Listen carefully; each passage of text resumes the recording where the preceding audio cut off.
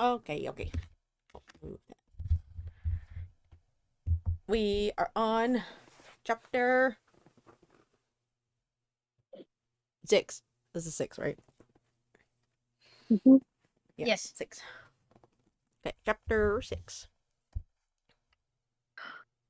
Whitby. Oh, perfect. It's me. I I wonder if that's a place. I think so. Whitby. I would assume so. It could be a person. I think it's more so a place. That's weird if you name a person that. No, last name, last name. They just don't have a first name. I can see that also being a last name too, though. Yeah. Whitby, come here. Oh, see, it's a town in England. Ah, Mm, they always have the weirdest names. yeah, it's fun though. Fun to say. Fun to say, yeah. Yeah, like Whitby.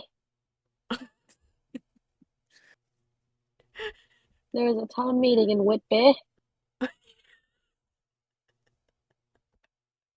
If you say that fast enough, I'm gonna think you're saying my name. Whitby. I sound like I'm saying Whitby. Whoopi. I think you need to enunciate the T. Whoopi Goldberg. Oh god, I can't even think of Um.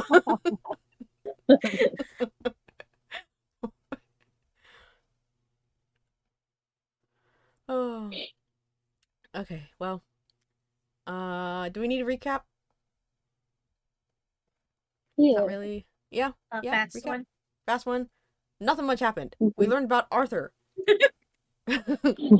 Homewood. Homewood. Homewood. Who married Lucy? Yes. If I'm remembering correctly. Oh yeah, that's right. Yeah. And how it was strange to put in the doctor's like notes about the patient. Mhm. Uh-huh. What else? Mina is waiting for Jonathan in vain. Aw. At least what we think is in vain. So now back we are to Mina's journal. Okay. Chapter 6. Mina Murray's journal.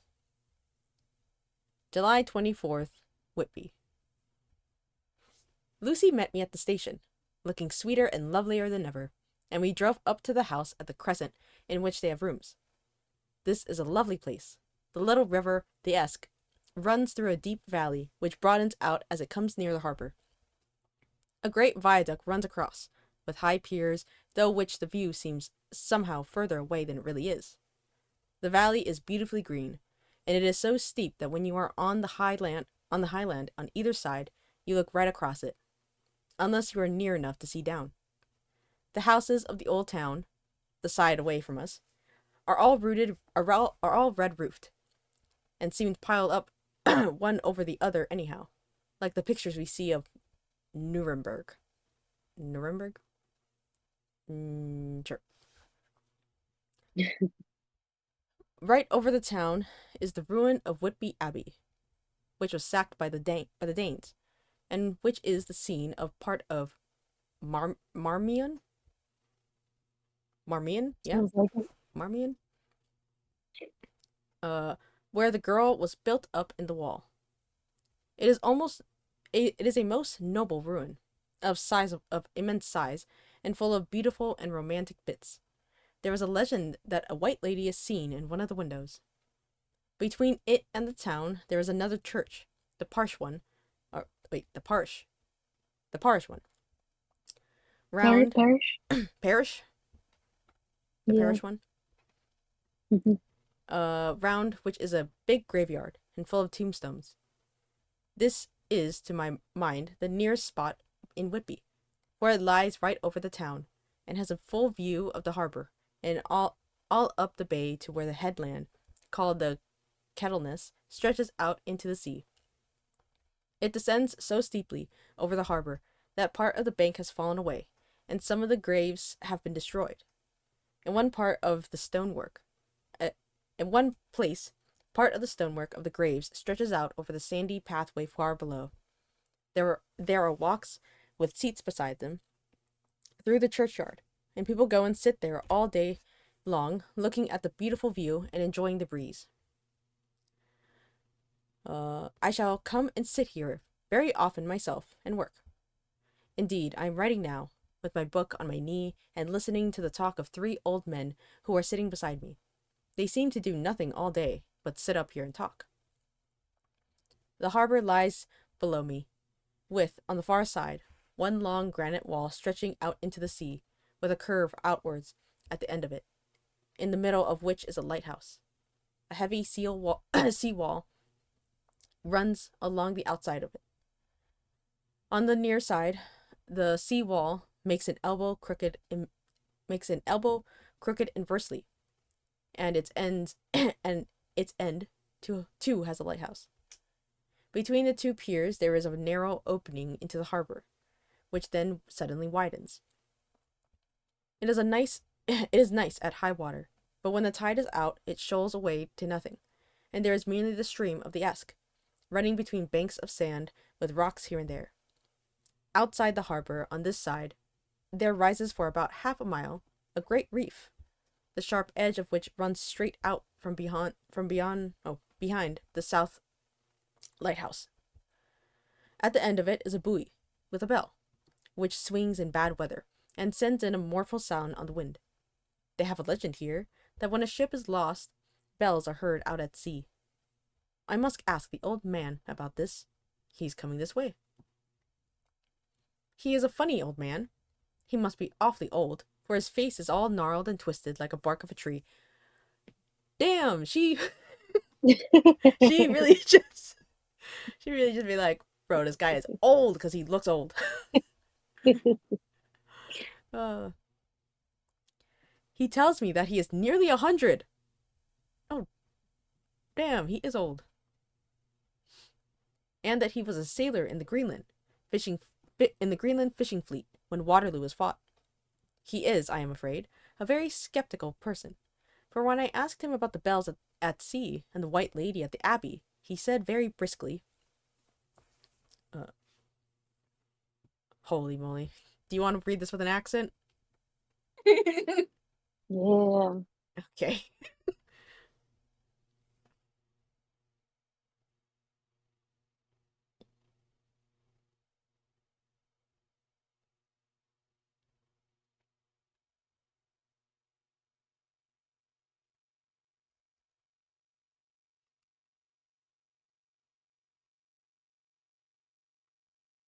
Oh my gosh, are you stuck? Hmm? Oh my gosh. Are you still there? Yeah. Oh, okay. Sorry. I thought I got robotic. Oh.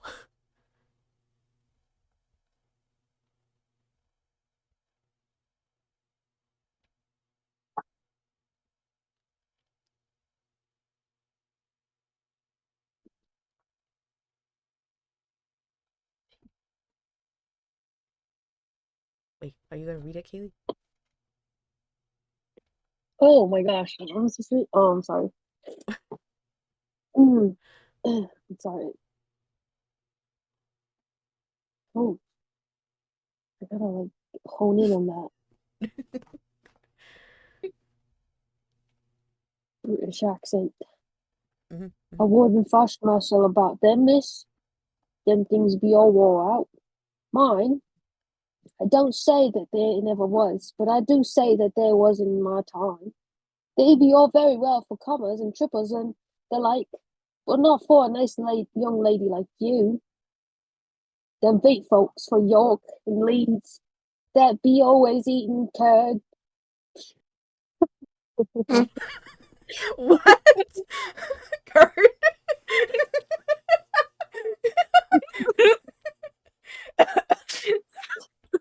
curd.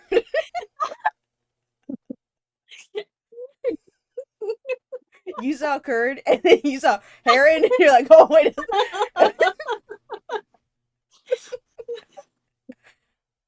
It's so hard to do the accent too. So I think girl got a kill. It's like, it sounds so bad. Oh my god. Oh, that was hard to them, them fake folks. Okay, I think I have it. Them fake folks from York and Leeds. They don't.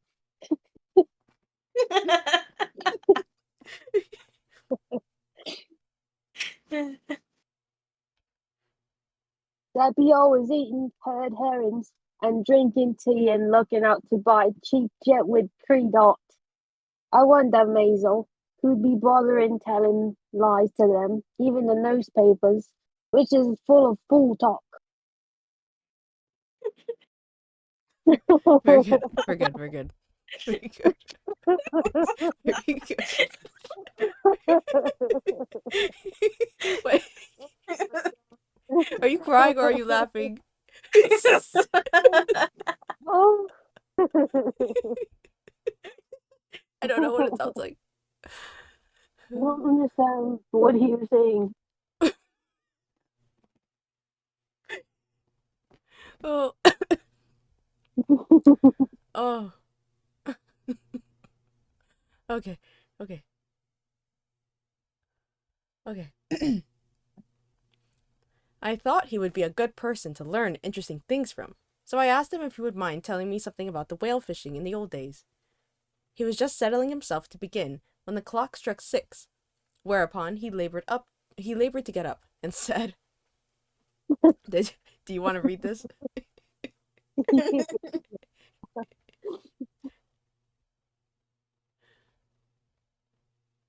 Oh, how do you say that? Again words. Again words. I must gang again words home. Now, miss, my granddaughter doesn't like to be kept waiting when the tea is ready, so it takes me time to cramble? Yeah. Scramble among the grease, for there being many of them. And miss, I like Daddy Timber, Sandy by the clock. What the heck is this man saying? What is he saying? Like, you're reading it so well. You are reading it so well. I can't understand what he's trying to say to Mina. I gotta go pee. What are these words, man? Okay. Okay, go pee, go pee. Oh, We're breaking, my we're gosh, I'm breaking. laughing. Gotta make me pee. Go pee.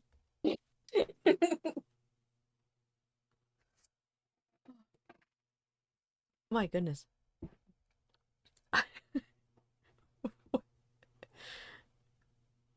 What the heck is again words?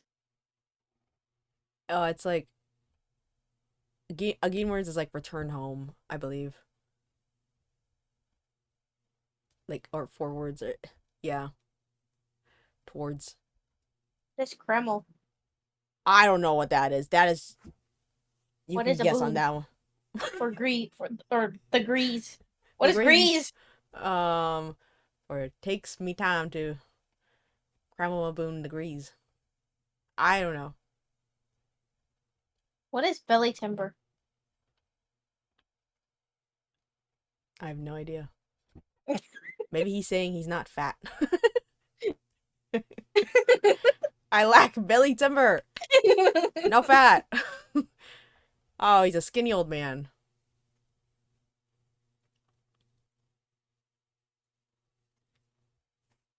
Wait, let's see. Does this?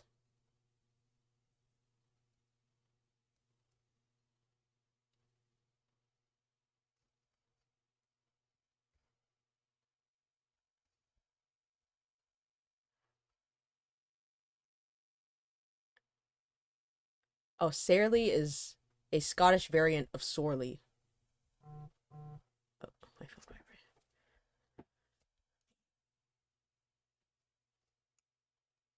Okay. I'm looking it up.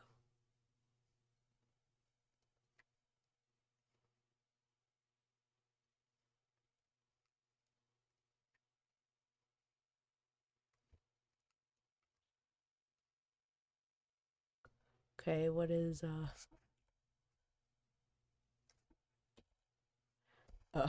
was it Kreml? Kreml. Yeah. To crawl, hobble, walk lamely. Oh, he has a limp. It takes time for me to limp somewhere. We're almost there. A boon A boon. degrees. A boon is above. Above Above. the What is grease?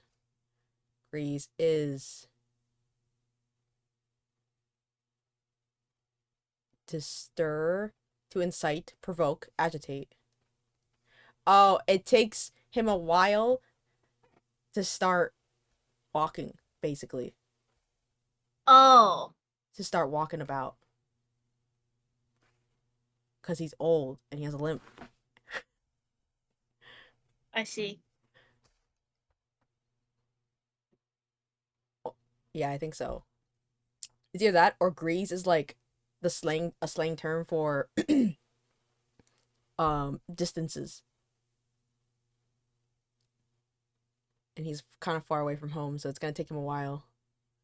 I see. That's why he says, "For there be a many of them." Belly timber. Okay. What's that one? Belly timber. Okay, I am back. Food provider or preventer. What you looking at? Belly timber is food. We're looking up the words of what he just said. Oh, for he lacks food. He's hungry. That's what he's saying. He's hungry. He's not fat. He's not fat. He's hungry. He's sorely lacking food by the clock, meaning it's time for dinner and he's hungry.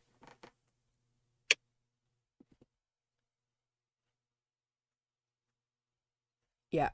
So we just kind of translated that last bit of what he said. You read that immensely well though. Good job, Kaylee. I don't think I could have read it in such a passionate way as you did. I don't think I could do it with people watching me. I don't think I could get out the first sentence. Oh man. Okay, well, back to the story, I guess. So the old man is going home because he's hungry. He hobbled away, and I could see him hurrying, as well as he could, down the steps. The steps are a great feature on the place. They lead from the town up to the church, and there are hundreds of them. I do not know how many, and they wind up a delicate curve. The slope is so gentle that a horse could easily walk up and down them. I think they must originally have something to do with the abbey. I shall go home too. Lucy went out visiting her mother, as they were only duty calls. I did not go. They will be home by this. August 1st. I came up here an hour ago with Lucy, and had a most interesting talk with my old friend, and the two others who always come and join him. He is evidently Sir Oracle of them. Oh, he is evidently the Sir Oracle of them, and I should think must have been in his time a most wow, that's a weird word. Dictatorial person. That sounds right. Dictatorial, like he's a very pushy leadership type of person. Oh. Because it stems from the word dictator. So he's I see. Dictator-like. But since this is describing a person, it is turned into dictatorial, which is so weird.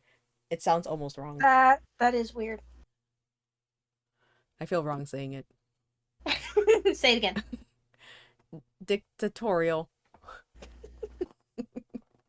Wait a minute. No, just kidding. Hey, I got your gang of gain words home. Okay, and your lack of belly timber. We gotta use that now. Are you hungry? Nah, I'm lacking some belly timber. Mm. Okay. He will not admit anything and downfaces everybody. If he can't quite, if he can't out argue them, he bullies them, and then takes their silence for agreement with his views. Lucy was looking sweetly pretty in her white lawn frock. She has got a beautiful color since she has been here. I noticed that the old men did not lose any time in coming up and sitting near her when we sat down. She is so sweet with old people. I think they all fell in love with her on the spot. Even my old man succumbed and did not contradict her, but gave me double share instead. I got him on the subject of legends, and he went off at once into a sort of sermon. I must try to remember it and put it down.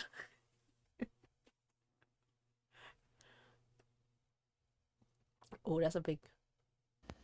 That's that's a big paragraph. That is. Oh, you want me to take it? It's up to you. Do you wanna? This is the old man voice. Yeah. Oh my gosh, okay. Are you eating? I can pause it though. Okay, are you sure?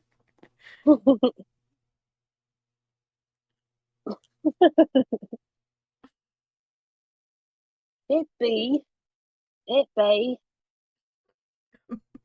be all food talk, lock, stock, and barrel. That's what it be. And not else. These bands and wharfs and a bogos and bogus and a Lord.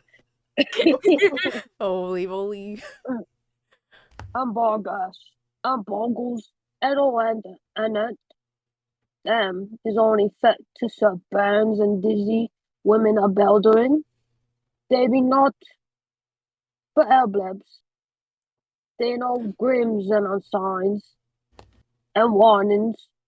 Be all invited by parsons and little sub book bodies and railway totals to scare and all scun off halflands and to get folks to do something. I'm sorry. You read that so well, but the fact that I can't understand a word he's saying, even reading it, I don't know what he's saying. I have no idea either.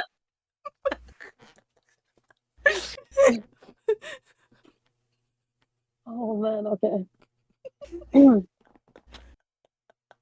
Be all invited, be parsons, and also book parties, and railway tortures to scare, and scunner halflings, and to get folks to do something they don't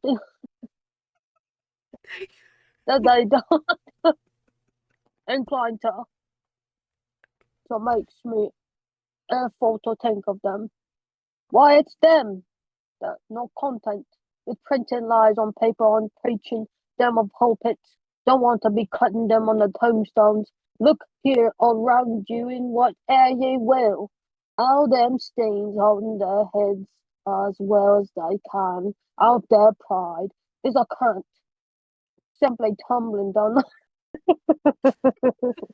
You're doing so well. I can't do American English, but I can do British slang apparently. You apparently. Simply tumbling down the way down the lines. Here lies the body, all sacred to the memory wrote on all of them. And yet, in not half of them, there have been no bodies at all. And the memories of them been cared a pinches and stuff about.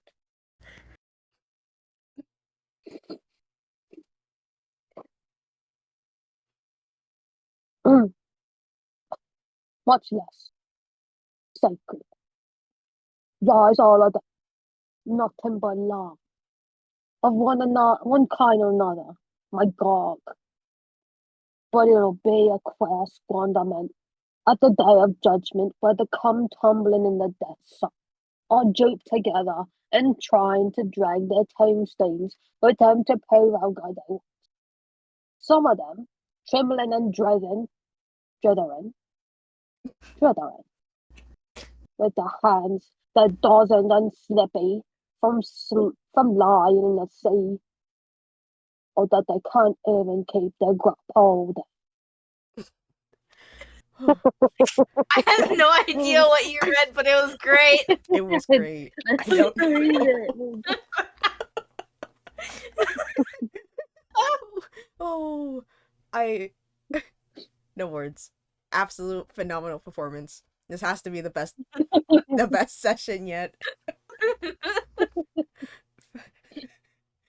Oh. Okay. Ooh.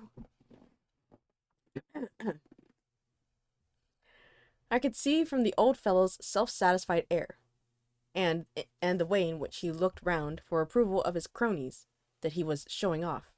So I put in a word to keep him going. Oh, Mr. Swalls, you can't be serious. Surely these tombstones are not all wrong.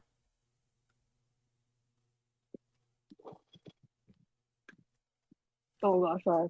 I got food in my mouth. Okay. Yeah, it's okay. It's okay. Take your time.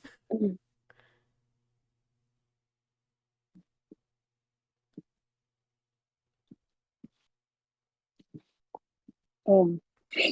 Hmm. Mm-mm. Mm. Yeah, please. There may be a poor rush. They're not wrong, saving where they make out the people too good. There may be folk that do think a bomb ball would be the like the sea, if only it'd be their own. The only thing be only lies. Now look, you here. You come here a stranger, and you see this kirk. I nodded, for I thought it better to assent, though I did not quite understand his dialect. You and us both, girl. Goodness. I knew it had something to do with the church. He went on. And your concept that all these things be a bone folk that be happened. Oh God, happened. That be yeah. Not and snog.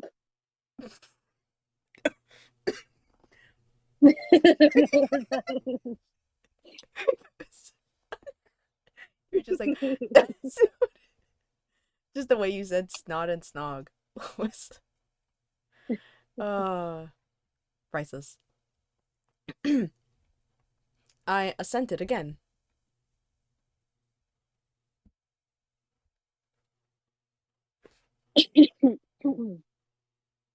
Done. That be just where the lie comes in.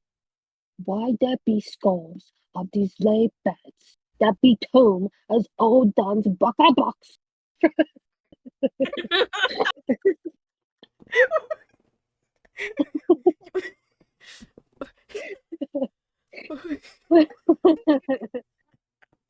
Oh God. Oh, why there be scores of these lay beds that be tomb as old Don's bucker box on Friday night. he, he he nudged one of his companions, and they all laughed. Oh my God. How could they be otherwise? Look at the one, the aftest of vast, the beer bank. Read it. Yes, sir. Yes, sir. I'll read it.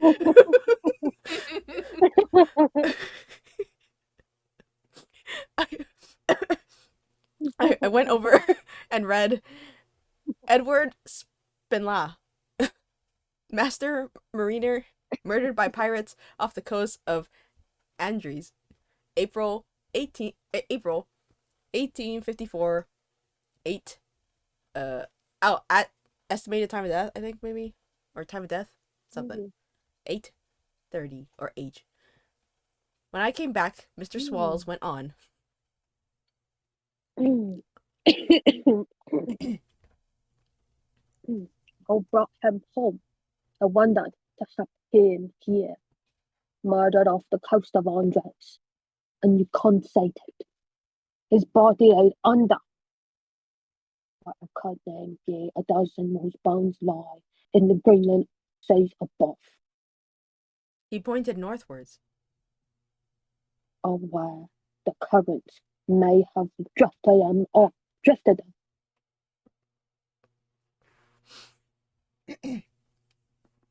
There be the stains around ye. Ye can with your young eyes read the small print of the lines from here. This Braithwaite Lowry.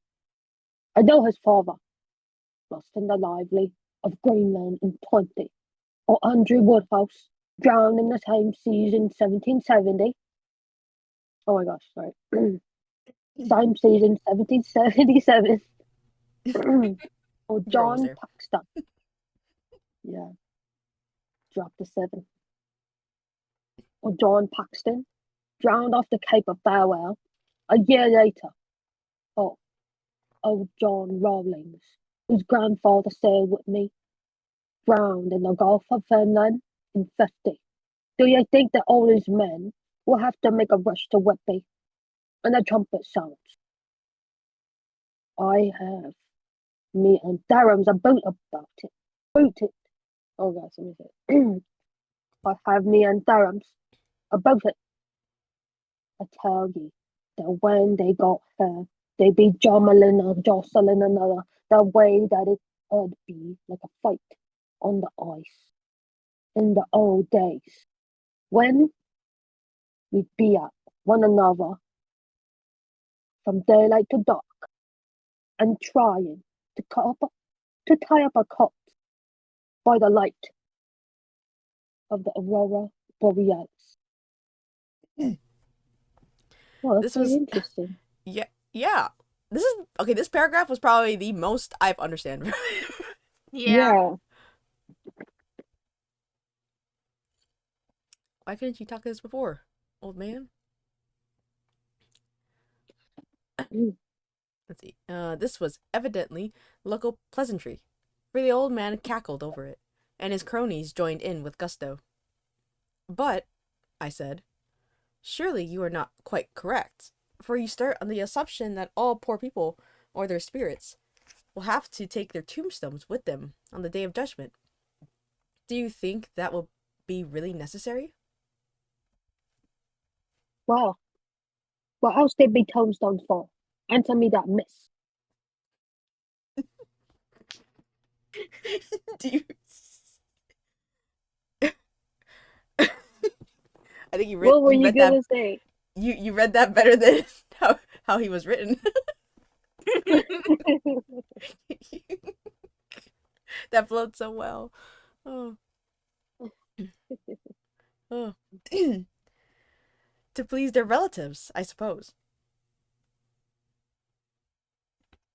To please the relatives, so suppose. This he said with intense scorn.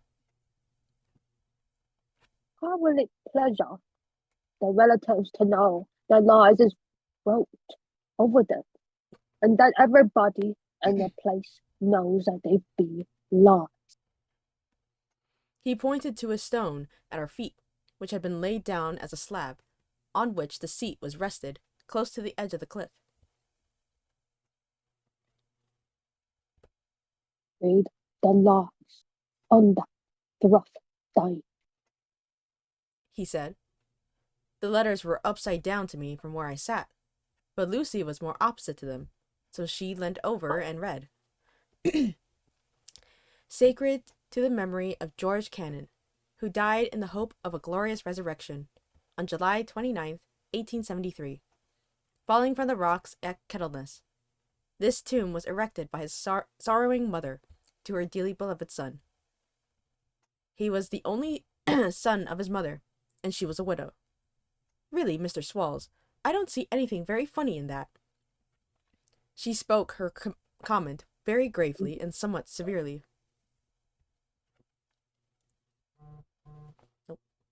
You don't say old funny, but that's because you don't want the sorrowing mother was a Hellcat that hated him because he was a cold, irregular lunatic he was. And he hated her so that he committed suicide in order that she might get an insurance ship her on his life. Blow the top of his head off with an old musket that they had for scouring the crows with.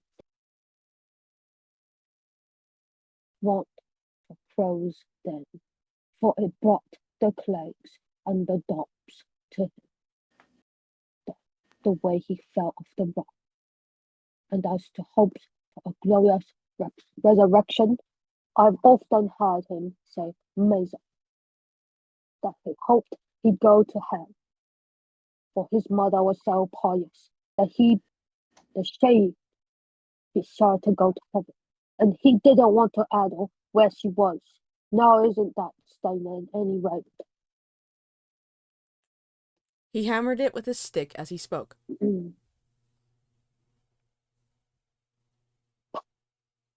Pack of lies.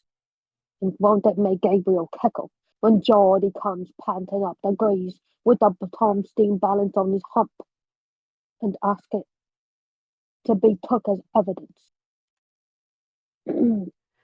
I did not know I did not know what to say, but Lucy turned the conversation as she said, rising up. Oh, why did you tell us of this? It is my favorite seat, and I cannot leave it. And now I find I must go on sitting over the grave of a suicide.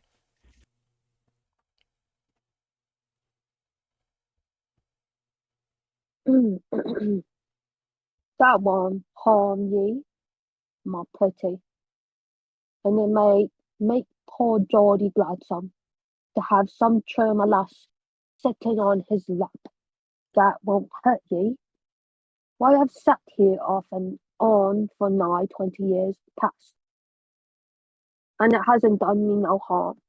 Don't ye fash about them as lies under ye, or that doesn't lie there either. But it'll be time for ye to be getting scarred when you see the tombstones I'll run away with. The place as bare as a stubble field. There's a clock, and I must go. My service to ye, ladies. And off he hobbled. Lucy and I sat a while, and it was all so beautiful before us that we took hands as we sat, and she told me all over again about Arthur and their coming marriage. That made me just a little heartsick, for I haven't heard from Jonathan for a whole month. Well, that was a... Ooh. Okay. Yeah. Yeah. And she hasn't heard from Jonathan in a month. My. I wonder what happened to him. Okay, well, I'll continue reading for some time. Okay. Since you graciously, you have graciously blessed us with your voice.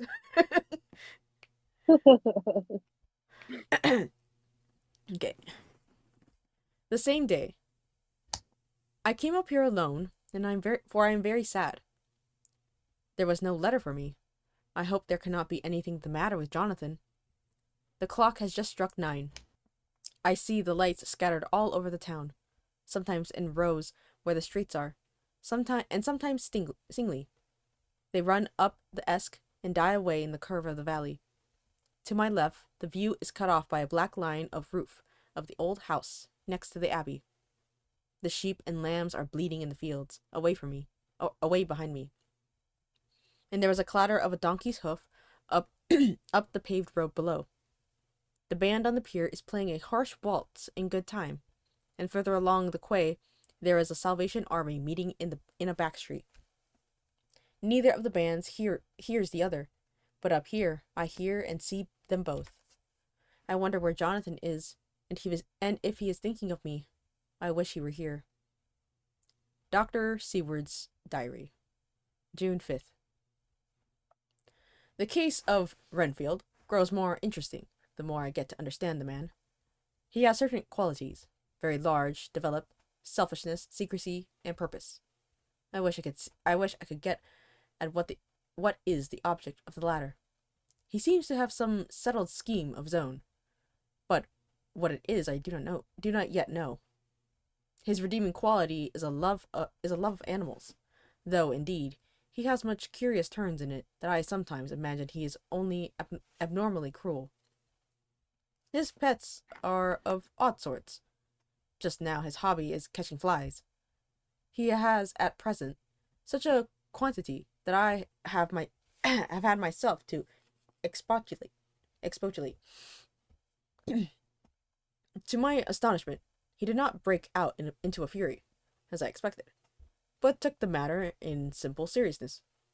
He thought for a moment, and then said, "May I have 3 days? I should clear them away." Of course, I said that would do. I must watch him.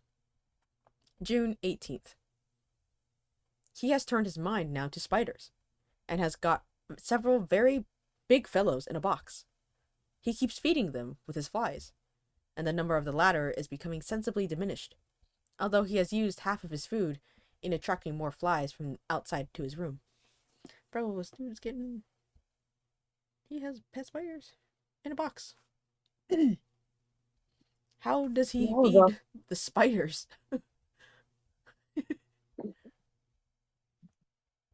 Interesting.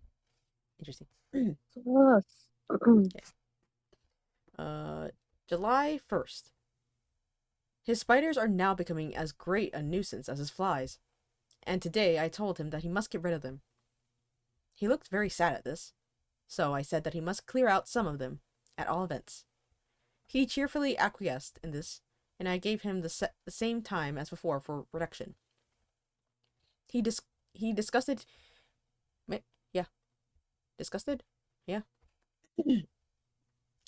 me much while with him. For when a horrid blowfly, bloated with some carrion food, buzzed into the room, he caught it, held it exultantly for a few moments between his finger and thumb, and, before I knew what he was going to do, put it in his mouth and ate it. I scolded him for it, but he argued quietly that it was very good and very wholesome. What? That it was life, strong life, and gave life to him. He gave me an idea, or a rudiment of one. I must watch how he gets rid of his spiders. He has evidently some deep problem in his mind, for he keeps a little notebook in which he is always jotting down something. Whole pages of it are filled with masses of figures, generally single numbers added up in batches, and then the totals added in batches again, as though he were focusing some account, as the auditors put it. What a strange fellow. July 8th. There is a method in his madness, and the rudimentary idea in my mind is growing. It will be a whole idea soon, and then, oh, unconscious celebration! You will have to give the wall to your conscious brother. I kept away from my friend for a few days, so that I might notice if there were any change.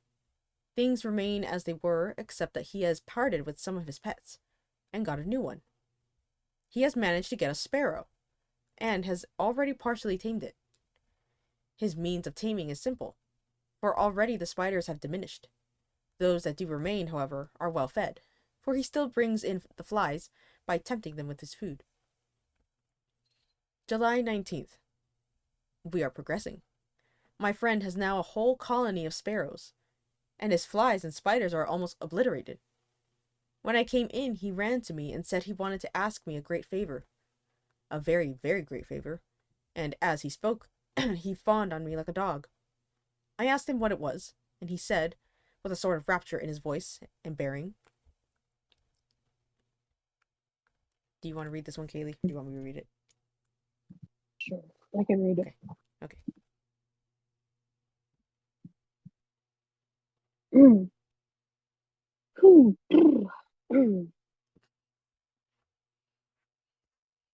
Channel of British. A kitten. Kitten?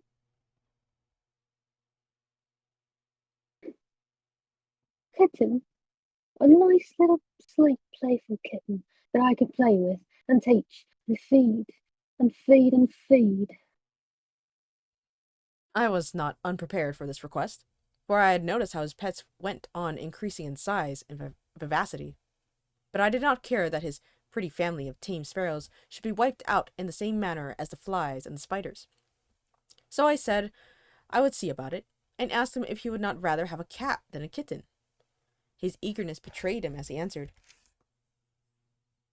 Oh yes, I would like a cat. I only asked for a kitten lest you should refuse me a cat. No one would refuse me a kitten, would they? I shook my head, and said that at present I feared it would not be possible, but that I would see about it. His face fell, and I could see a warning of danger in it, for there was a sudden fierce, sidelong look which meant killing. The man is an undeveloped homicidal maniac. I shall test him with his present craving, and see how it will work out. Then I shall know more. 10 p.m. I have visited him again, and found him sitting in a corner, brooding. When I came in, he threw himself on his knees before me and implored me to let him have a cat, that his salvation depended on it. I was firm, however, and told him that he could not have it, whereupon he went without a word and sat down, gnawing his fingers, in the corner where I found him. I shall see him in the morning early. July 20th. Visited Renfield very early, before the intendant went his rounds. Found him up and humming a tune. He was spreading out his sugar, which he had saved in the window, and was manifestly beginning his fly catching again, and beginning it cheerfully and with a good grace. I looked around for his birds, and not seeing them, asked him where they were. He replied, without turning around, that they had all flown away. There was a few feathers about the room, and on his pillow a drop of blood. I said nothing, but went and told the keeper to report to me if there was anything odd about him during the day.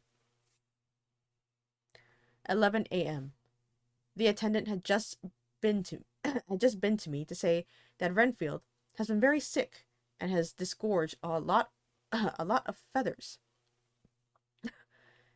My belief is, doctor, he said, that he has eaten his birds, and that he just took and ate them raw. Wow. It's like a Smeagol thing. He eats them raw. Yeah. My birdies.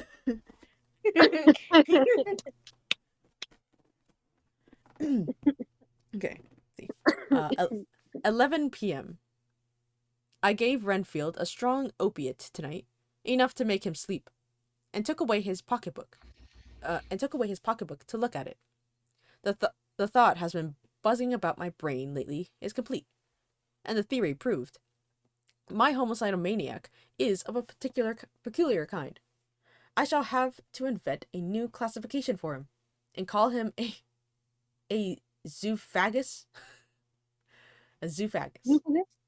Zoophagus? I don't know. I don't know.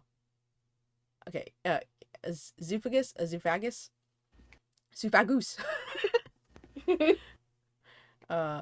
Life-eating maniac. What he desires is to absorb as many lives as he can, and he has laid himself out to achieve it in a cumulative way. He gave many flies to one spider and many spiders to one bird, and then wanted a cat to eat the many birds. What would have been his steps later? Oh, what would have been his later steps? It would almost be worthwhile to complete the experiment. It might be done if there were only a sufficient cause. Men sneered at vivisection, and yet look at its results today. Why not advance science in its most difficult and vital aspect, the knowledge of the brain? Had I even the secret of one such mind? Did I hold the key to the fancy of even one lunatic? I might advance my own branch of science to a pitch compared with which Bourbon Sanderson's physiology or Ferrier's brain knowledge would be as nothing. If only there were a sufficient cause. I must not think too much of this, or I may be tempted. A good cause might turn the scale with me, for may not I be too late of an exceptional brain, congenially? How well the man reasoned. Lunatics always do within their scope. I wonder at how many lives he values a man, or if at only one. He has closed the account most accurately, and today begun a new record. How many of us begin a new record with each day of our lives? To me, it seems only yesterday that my whole life ended with my new hope, that I truly began a new record. So it will be until the great record sums me up and closes my ledger account with a balance to profit or loss. Oh, Lucy, Lucy, I cannot be angry with you, nor can I be angry with my friend, whose happiness is yours. But I must only wait on hopeless and work. Work. If I only could have as strong a cause as my poor, mad friend there, a good, selfish cause to make me work, that would be indeed happiness. Man, this dude's just depressed. Again, rejected by Lucy. Depressed and obsessed. Yes. And the wrong balance of both. Yeah. Okay. Mina Murray's journal. July 26th. I am anxious, and it soothes me to express myself here. It is like whispering to oneself and listening at the same time. There is also something about the shorthand symbols that makes it different from writing. I am unhappy about Lucy and about Jonathan. I have not heard from Jonathan for some time, and was very concerned. But yesterday, my dear Hawkins, who is always so kind, sent me a letter from him. I had written asking him if he had heard, and he said the enclosed had just been received. It is only a line dated from Castle Dracula, and says that he is just starting for home. That is not like Jonathan. I do not understand it, and it makes me uneasy.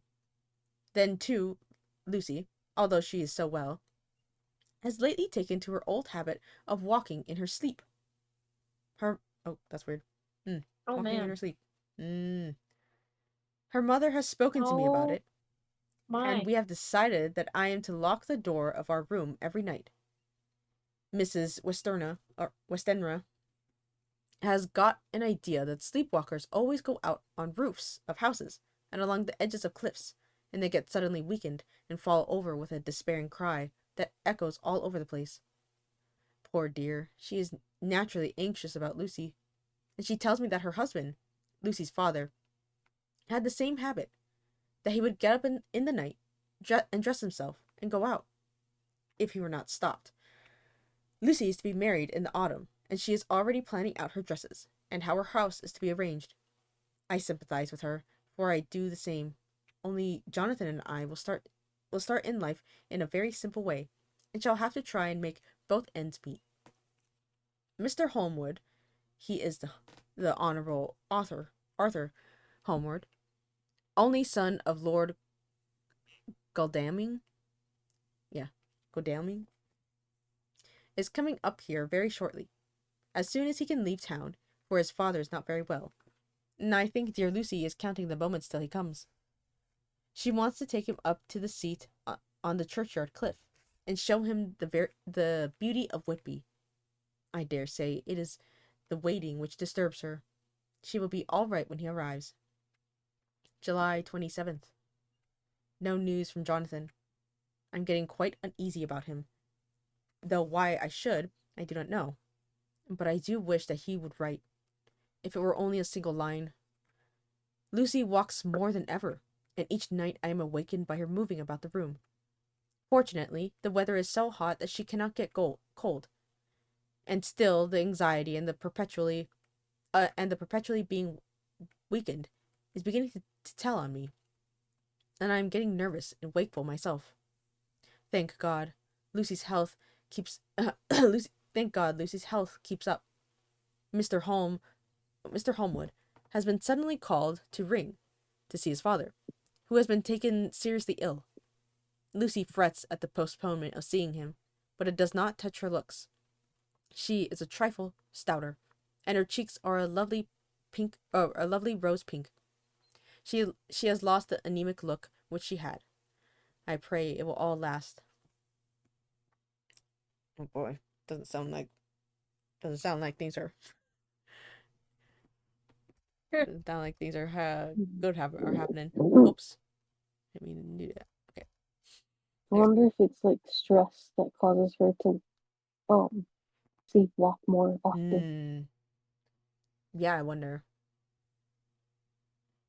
Yeah, it's a little weird. Suspicious. Hypnotize. Oh, that's what I was thinking. Shenanigans. Shenanigans. Oh, Shenanigans be a happening.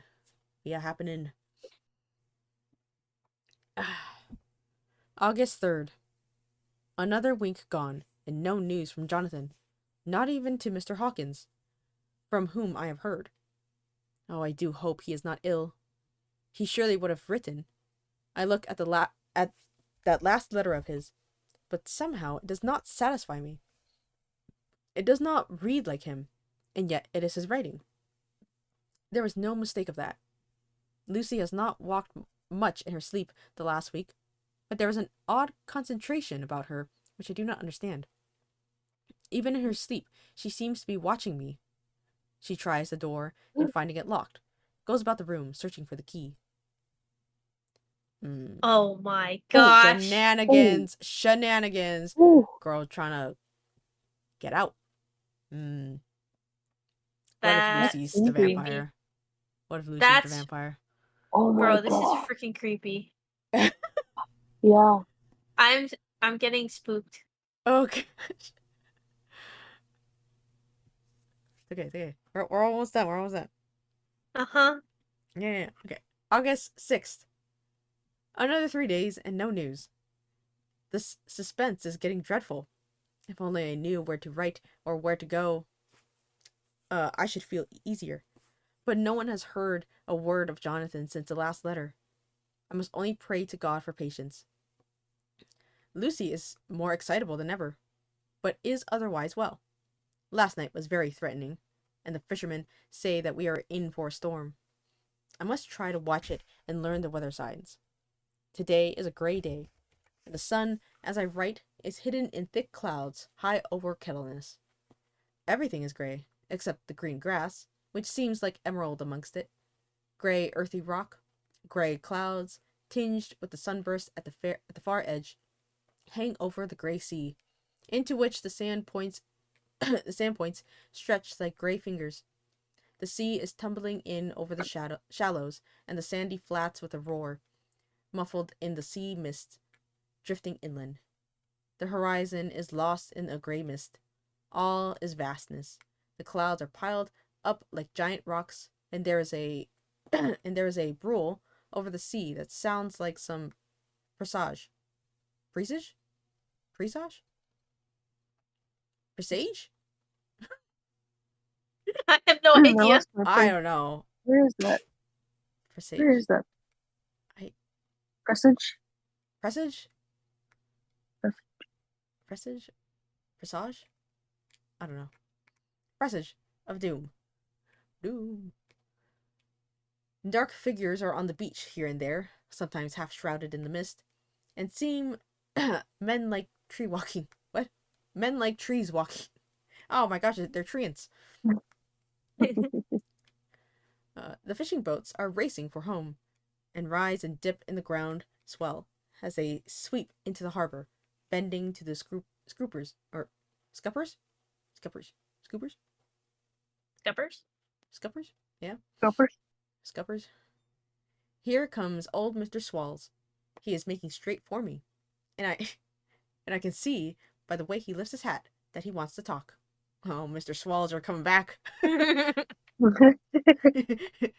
I have been quite touched by the change in the poor old man. When he sat down beside me, he said in a very gentle way,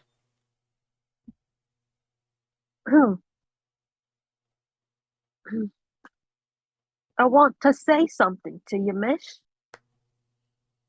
I could see he was not at ease. So I took his poor old wrinkled hand in mine and asked him to speak fully. So he said, leaving his hand in mine, I'm afraid, my dearie, I must have shocked you by all the wicked things I've been saying about the dead and such like for weeks past. But I didn't mean them, and I want ye to remember that when I'm gone, we old folk that be daffled and with one foot abaft the hole don't altogether like to think of it, and we don't want to feel scarred of it, and that's why I've taken to making light of it, so I'd cheer up my own heart a bit. But Lord love ye, miss, I ain't afraid of dying, not a bit. Only I don't want to die if I could help it. My time must be nigh at hand now, for I be old. 100 years too much for a man to expect, and I am so nigh it that be old that the old man is already wet in his sight. You see, can't get out of the habit of caffing about it all at once. The chaffs will wag as they be used to. Some day soon the angel of death will sound his trumpet for me, but don't ye dull and greet my dearie. for he saw that I was crying. If he should come this very night, I'd not refuse to answer his call, for life be, after all, only a waiting for something else than what we're doing, and death be all that we can rightly be depend on. But I'm content. For it's coming to me, my dearie, and coming quick. It may be coming while we be looking and wandering. Maybe it's in that wind out over the sea that's bringing with its lot and wreck, sore distress and sad hearts. Look, look, He cried suddenly. there's something in that wind and in the house beyond the sounds and looks and tastes and smells like death. It's in the air. I feel it coming. Lord, make me answer cheerful when my call comes.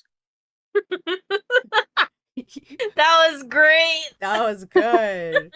My goodness. You really got like the old British Irish accent down. You're our resident European accent.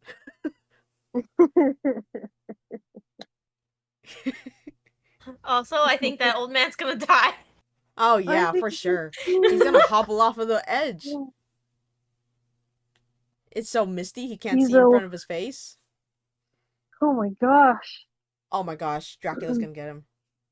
Yeah, that's what I Oh. was thinking. He's gonna be sucked dry. I feel he's one of those conspiracy guys, but what you call, he knows what's up.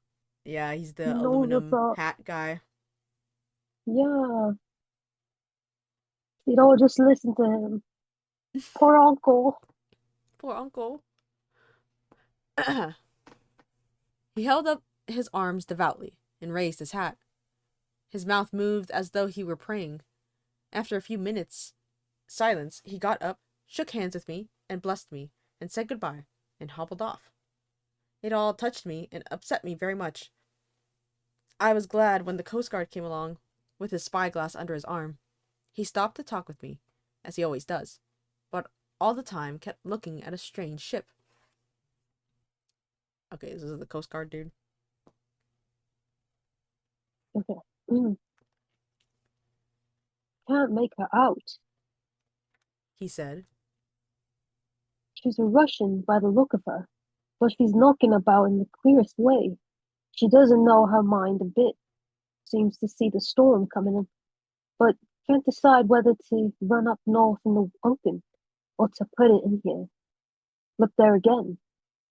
She is steered mighty strangely, for she doesn't mind a hand on the wheel. Changes about with every puff of wind. You'll hear more of her before this time tomorrow. So now we got a ship. Mm-hmm. We have a seemingly Russian ship that is coming into the harbor.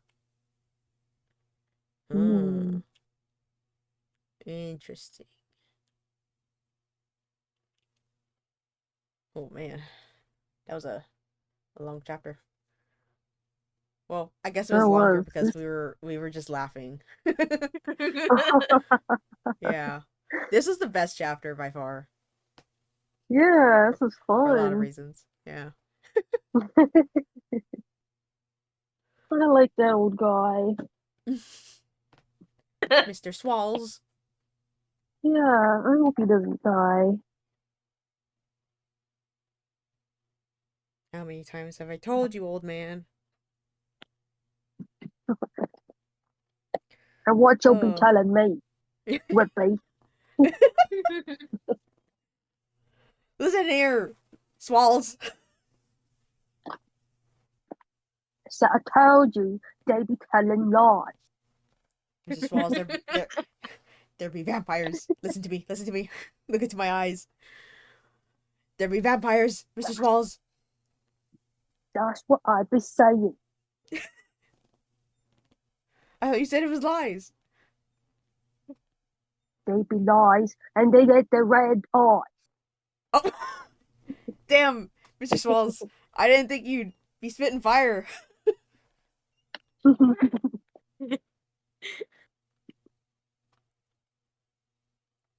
Keep it to yourself. Yes, sir. Of course. Otherwise, they catch you like they did the others. Oh, the others. Yeah, we don't want anyone to be the others. Okay. Yes, sir.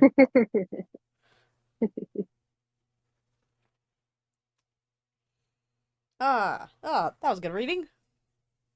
That was fun. That was great.